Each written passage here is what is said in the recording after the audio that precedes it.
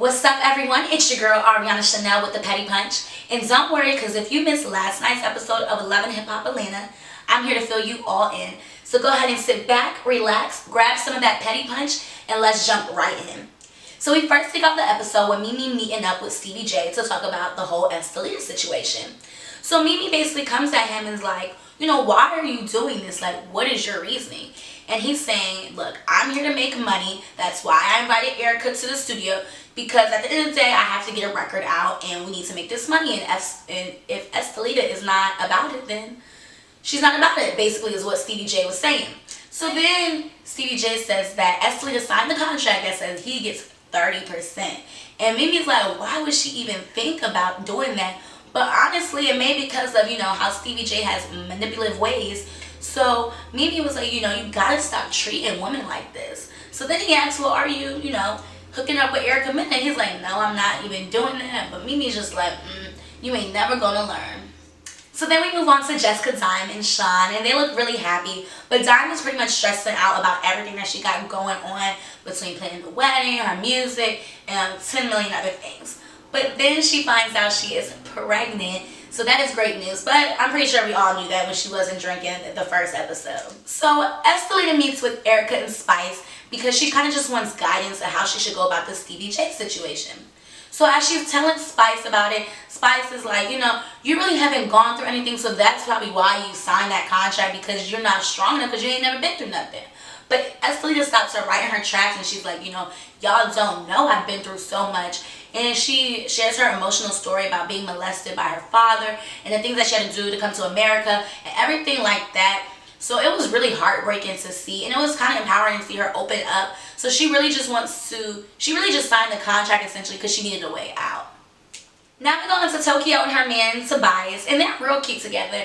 Tokyo's real cool, she has nice energy, and she reveals, like, as they're talking about the relationship, she's actually a virgin. So he's kind of pressing her like, okay, like, I better be the first one, I better take your virginity. And she's like, when the time comes. But she says it's not for religious reasons or anything. She just chooses not to have sex right now. So Mimi and Ty have an event, and everyone shows up, like Time, Carly Red, and Tokyo shows up. So Carly introduces Tokyo to the rest of the girls, and then, things get a little awkward when Dime asks about, well, where's Melissa?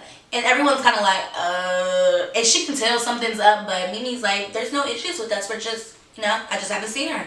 So Dime's like, that's too good to be true. So she says she's going to get down to the bottom. So if y'all remember first episode, Erica and Jazzy Faye are going to be working together, but he says they have to go through a boot camp.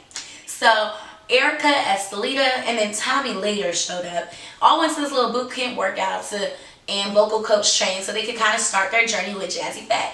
Tommy said she wasn't working out, so she showed up real late.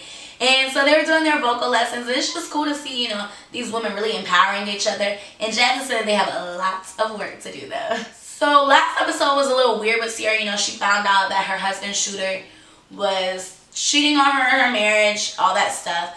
But, as she's with her new boo, BK Brasco, he's doing this romantic get together for her. She's talking about Shooter. He's like, I don't really know if you want to be with him. Like, I know you're done, but are you really done? But then things get really sad when we find out Shooter's son, his 21-year-old son, was murdered, in fact.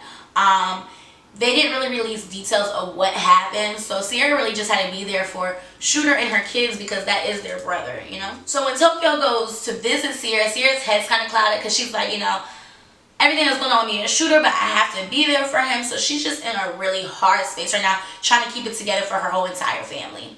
So the girls gonna go to Dime's video shoot, and Dime has a surprise for Mimi. Dime invited Melissa to hash their issues out, and when Melissa comes, there's already some tension. Ty's remaining cool, really calm and collected. And then Melissa basically says that the reason why her and Mimi aren't friends anymore is because she's dating Ty.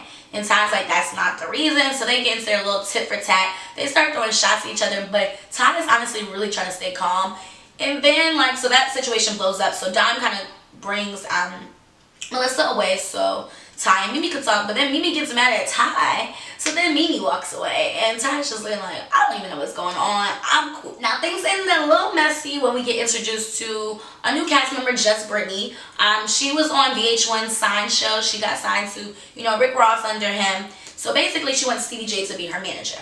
So Stevie calls Estelita and Erica up to where Just Brittany is rehearsing because he wants Estelita to know that he has new music he's working on, and if she's serious, she needs to get to this money. So when Estelita walks in, she's like, really? Like, why are you playing these mind games? Why do you have me walking in on this girl's rehearsal? And she's pretty much like, Brittany's like, who are y'all? Like, she's kind of confused. And the next thing you know, somehow, some shots be... And then somehow, someone said something slick, and they both start popping off at the mouth. Just Brittany's like, y'all need to get out of my session, like, bucking on Erica and Estelita. And Estelita's just like, my problem is with Stevie, not you. I don't even know who you are. And so they just start throwing jabs at each other, and it ends just like that. So I guess we'll have to see what happens next episode on Love and Hip Hop Atlanta. Be sure to tune in next week for another recap, and go on thepettypunch.com for your latest entertainment and gossip news. I'll see you guys next week.